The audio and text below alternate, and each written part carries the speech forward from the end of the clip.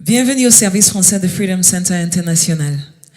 Le message que je veux partager avec vous aujourd'hui, je l'ai intitulé « La vie d'un être est dans le sang ». La vie d'un être est dans le sang.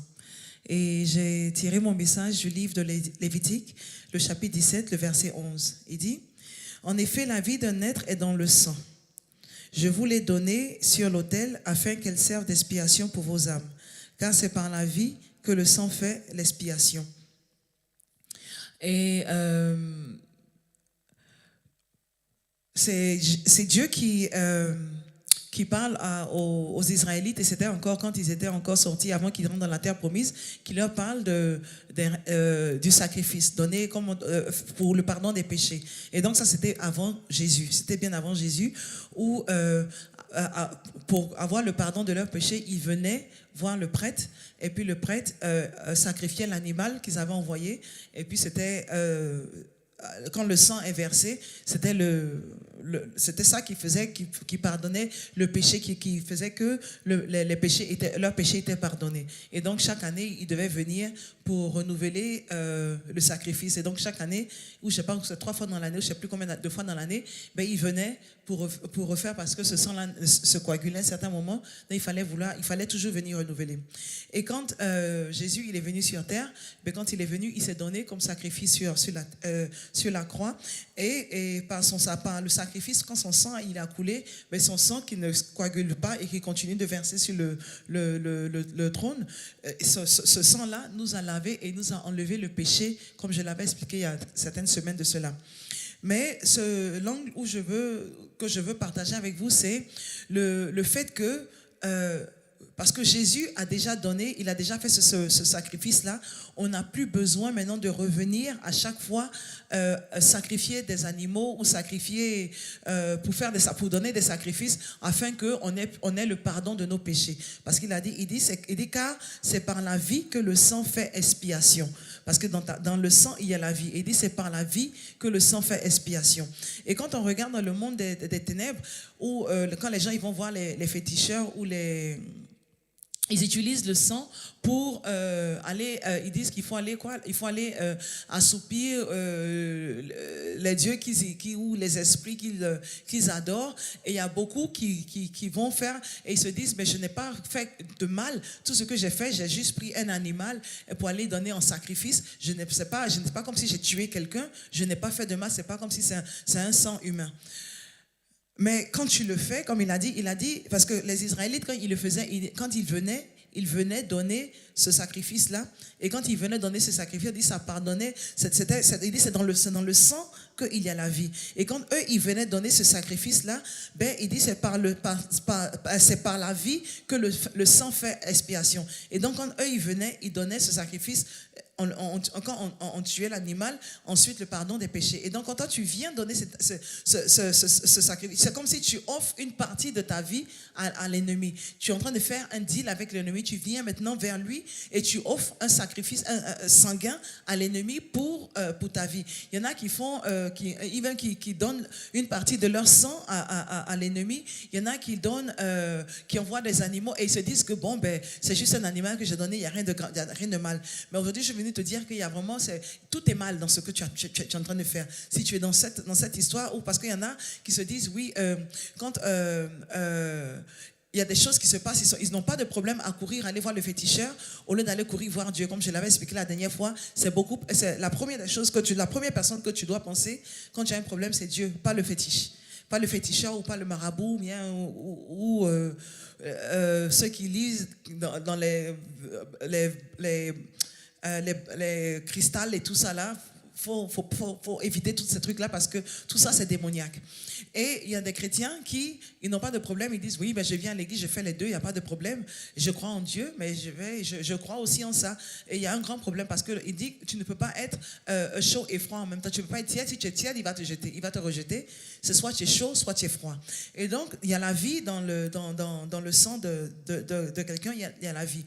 Et donc, tu ne vas pas faire, c'est pour ça que c'est pas bon de faire les pactes sanguins avec des gens. C'est pas bon de faire des pactes sanguins avec des gens. C'est pas bon de donner ton sang comme sacrifice. C'est pas bon de donner pour aller faire des sacrifices. Il y en a qui n'ont pas de problème à donner leur sang pour aller faire des sacrifices. Il y en a qui n'ont pas de problème parce que quand ils font ce sacrifice-là, ils font toutes sortes de cérémonies. Ils versent le sang. Il y a toujours du sang versé.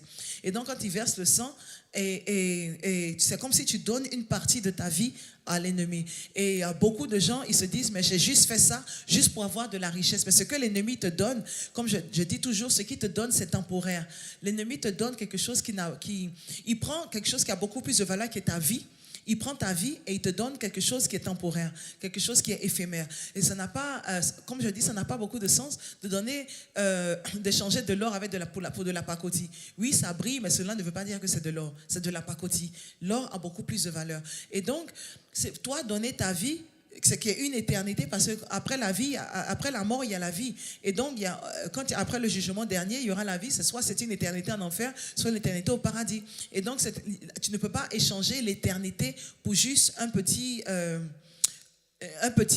soupir sur terre, ou juste avoir un peu de richesse sur terre, ou avoir des relations, ou je ne sais ce que tu veux sur terre, juste pour avoir ce plaisir-là sur terre, et puis échanger ça contre ta vie.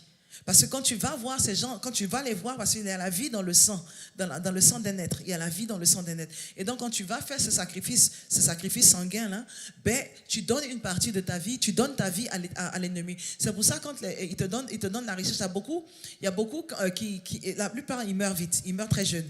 Et il y a beaucoup, je me rappelle, il y avait quelqu'un qui disait, il a fait ce qu'il a fait, parce qu'il voulait avoir de la richesse. Donc, il devait envoyer, je ne sais pas quel sacrifice. Combien d'animaux, fait toutes sortes de sacrifices là-bas pour pouvoir avoir la richesse, parce qu'il désirait la richesse. Il enviait ce que ses amis avaient. Et donc, il a fait. Et quand il a fait, ben, ce qui s'est passé, c'est qu'on lui a donné un certain nombre de vies.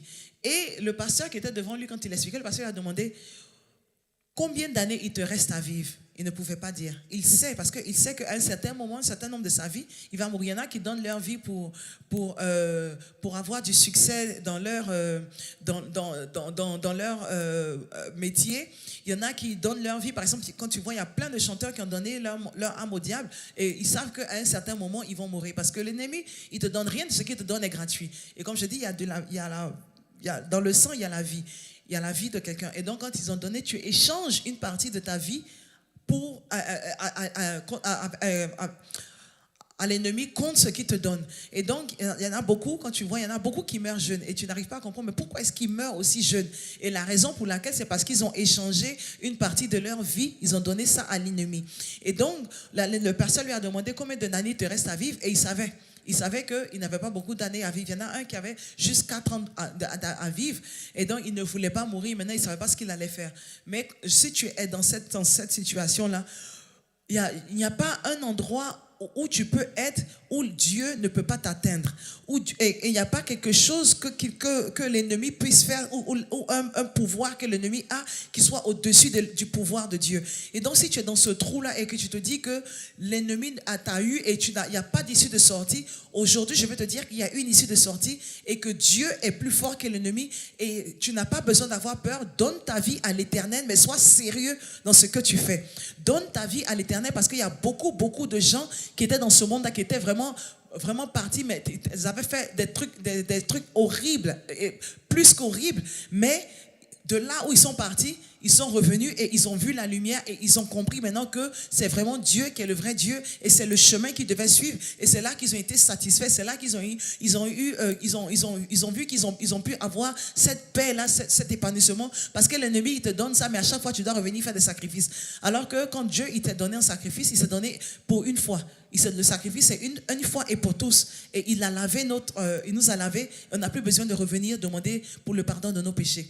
Mais avec l'ennemi, quand il donne quelque chose, il faut toujours venir renouveler les sacrifices. Et donc, si tu te trouves dans ce trou-là, si tu te trouves dans des situations où tu ne sais pas où aller, et tu te dis et tu as peur parce que tu te dis qu'ils vont te tuer, ils vont te faire du mal, aujourd'hui, je suis venu te dire que Dieu est plus fort que l'ennemi. Et donc, tu n'as pas besoin d'avoir peur. Si tu es vraiment sérieux, que tu veux donner ta vie à Dieu, n'aie pas peur de l'ennemi, parce que Dieu est plus fort que l'ennemi. Ce que l'ennemi t'a montré, c'est juste une fraction de ce que Dieu peut faire. Dieu peut le faire plus et au-delà de ce que tu peux imaginer. Et donc, n'aie pas peur de ce que l'ennemi puisse te faire, parce que l'ennemi, tout ce qu'il peut faire, c'est comme un chien qui n'a pas de dents, qui ne fait qu'aboyer, comme si tu vas, il peut te mordre, mais en fait, il ne peut pas te mordre, il n'a pas de dents parce que tu es avec Dieu. Si tu n'as pas Dieu en toi, si tu n'as pas Dieu, tu n'es pas sous la couverture, je te préviens que l'ennemi va t'avoir. Mais si tu as Dieu et que tu es couvert par le sang de Jésus, l'ennemi ne peut te faire aucun mal. Et donc, si tu sais que tu te trouves dans une situation où tu as fait des actes, tu as fait des pactes et tu n'arrives pas, tu veux sortir mais tu as peur et tu te dis que non, ils vont te faire du mal, ils vont te tuer.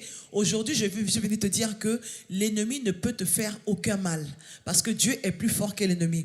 Si tu as donné une partie de ta vie à l'ennemi et parce que en l'échange des richesses, aujourd'hui, je peux te dire que tu peux faire ma charia. Il y a des gens qui étaient dans un trou, en tout cas dans un puits aussi profond, et Dieu les a enlevés de ce puits. Et aujourd'hui, ils témoignent de comment leur vie a changé. Oui, les richesses que l'ennemi leur a données, ils ont tout perdu, mais ils ont la joie, ils ont la paix, et ils vivent, et ils savent aussi que au-dessus de tout ça, ils ont la vie éternelle. Parce que, comme je dis, les richesses charnelles et tout ça là, parce que Dieu aussi donne la richesse, hein. C'est pas seulement l'ennemi qui peut te donner ce que tu crois. Dieu bénit, il bénit ses enfants. Dieu il bénit aussi. Et donc ne crois pas que c'est seulement l'ennemi, c'est par là que tu vas avoir la richesse. Et si tu n'es pas avec l'ennemi, tu ne peux pas avoir la richesse. Je vais te prévenir que Dieu y bénit. Allez demander à Abraham comment Dieu l'a béni, Isaac, à David, comment Dieu les a bénis. Au temps où Salomon était roi, l'argent, la matière de l'argent était comme de la poussière, ça n'avait pas vraiment de valeur. Aujourd'hui, si tu veux acheter une bague en argent, tu vas voir que ça te coûtera un peu plus cher. Et donc, ce qui veut dire que ils étaient bénis.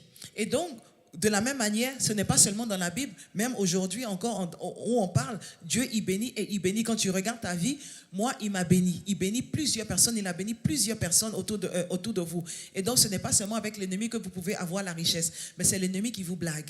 C'est l'ennemi qui vous fait croire que c'est possible, que le seul moyen de pouvoir avoir la richesse, c'est à travers lui. C'est l'ennemi qui te fait croire ça. Et puis la richesse, tu peux avoir la richesse, mais à quoi ça sert d'avoir toute la richesse du monde et perdre ton âme? Et puis à la fin, aller en enfer. À quoi est-ce que ça te sert de sacrifier une vie d'éternité au paradis pour juste un peu de richesse sur cette terre? À quoi ça sert? Je ne dis pas que la richesse est mauvaise, parce que Dieu, il bénit. C'est Dieu qui donne aussi. Il bénit. Il bénit. Et si c'était mauvais, il n'allait pas le faire. Mais parce qu'il le fait, s'il le fait, c'est parce que c'est bon. Et donc, il bénit. On a besoin d'argent pour vivre. On a besoin d'argent pour faire avancer le règne, pour faire le travail de Dieu. Et donc, il bénit. Et c'est lui qui envoie son argent, parce que c'est pour ça qu'il dit si vous donnez votre dîme et tout ça, il va ouvrir les fenêtres les éclos du ciel, et il va verser sa bénédiction sur nous. Et donc il bénit.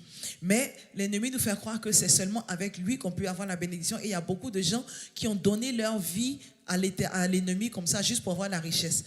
Et il y a un autre genre de personnes aussi qui sont nées dans cette histoire de fétichisme là, et ils ne connaissent pas Dieu. Eux, quand ils arrivent, ils n'ont jamais entendu parler de Jésus, que Jésus les aime, et ils se disent que ce qu'ils font, c'est vraiment réel. Et l'ennemi, il a une manière de manipuler ta manière de penser. Il va te faire croire que ce que tu fais, en fait, tu le fais pour le bien de l'humanité. Par exemple, il y en a une qui disait qu'elle est allée voir, tu vois, les gens qui te disent, tu veux parler avec les morts, ou quelqu'un qui est mort, tu vas aller parler avec un de tes parents qui est mort, et puis tu viens. Tout ça, ce ne sont pas tes parents qui sont morts, hein. C'est juste un esprit, un démon qui se manifeste et puis qui vient et qui prend l'apparence et qui te fait croire que c'est avec ton papa, par exemple, qui est décédé il y a combien d'années, avec lui que tu parles. Mais ce n'est pas ton père, c'est un démon qui se fait passer par là. Et donc, elle était là et elle croyait que ce qu'elle faisait, c'était... Elle aidait les gens à pouvoir se reconnecter avec leurs bien-aimés qui sont morts. Elle croyait qu'elle faisait un bien pour l'humanité. Et l'ennemi a une manière de manipuler ta manière de penser. Mais aujourd'hui, je vais vous dire que ce n'est pas le cas. L'ennemi, il est menteur. Tout ce qu'il vient faire, c'est de te détruire, de te tuer et de voler ton âme. Et donc, ne lui permets pas de pouvoir régner dans ta vie. Parce que, comme je dis, il y a la vie dans le sang. Il y a la vie dans le sang. Et donc, si tu vas faire ce genre de sacrifice-là, si tu vas jouer avec l'ennemi, je te préviens que tu es en train d'échanger une partie de ta vie. Peut-être il ne t'a pas, tu n'as pas encore lu les petits détails du contrat avec lequel, que tu es en train de signer avec ton sang. Mais je veux te dire qu'il prend une partie de ta vie, il prend ta vie, il te vole ta vie. Il te vole ta vie éternelle avec l'éternel, avec Dieu. Et comme il a dit, il n'y a pas de demi-mesure. Tu ne peux pas venir, si tu étais avec Dieu et que du coup, je sais pas moi, tu t'es énervé, par exemple, il y a quelque chose qui s'est passé où tu t'es fait avoir par quelqu'un, par exemple, une personne qui se disait chrétien, alors que la personne n'avait pas vraiment... parce que tous ceux qui se disent chrétiens ne sont pas forcément chrétiens. Il y en a qui se disent sont chrétiens, mais en vrai, quand tu regardes leur vie, ils n'ont aucune relation avec Dieu. Ils sont là, ils vont juste aller à l'église, juste pour venir à l'église, pour ticker la box, pour dire oui, ok, tic, je suis venu à l'église. Et puis, ils vont vaguer. Et quand ils vivent leur vie, tu ne vois même pas les fruits de l'Esprit Saint. Et donc, si tu t'es fait anarquer par une telle personne, et puis tu te dis, bon, ben, à cause de ça, maintenant j'ai décidé, je tourne mon dos, je ne veux plus entendre parler de l'église, je ne veux plus entendre parler de ceci, et maintenant tu vas te donner au diable. Ben, il y a la parole aussi dans le livre de Luc, le chapitre 9, le verset 62, il dit, celui qui met la main dans la charrue et regarde en arrière n'est pas pour le royaume de Dieu. Et donc, tu ne peux pas mettre ta main dans la charrue et retourner en arrière. Tu ne peux pas retourner là où tu étais comme si tu n'as jamais goûté la vie avec Dieu. Et donc, c'est important pour nous de savoir que quand tu décides de marcher avec Dieu, sois sérieux dans ta décision. Parce qu'il dit, avant de bâtir ta maison, tu fais les coûts. Tu vas aller calculer, tu vas voir ce que ça va te coûter, tu vas voir si tu as les moyens de pouvoir le faire, et puis maintenant tu commences. Personne ne commence et puis après se demande à savoir mais combien ça va me coûter. En général, tu veux savoir d'abord combien ça va te coûter avant de te lancer dedans. Et de la même manière, quand tu décides de te donner ta vie à Dieu, ben quand tu donnes ta vie à Dieu, aussi il faut, tu as réfléchi, tu as décidé que à partir d'aujourd'hui, j'ai décidé de marcher avec Dieu. Je ne vais plus aller faire ce que je faisais avant. Je ne vais plus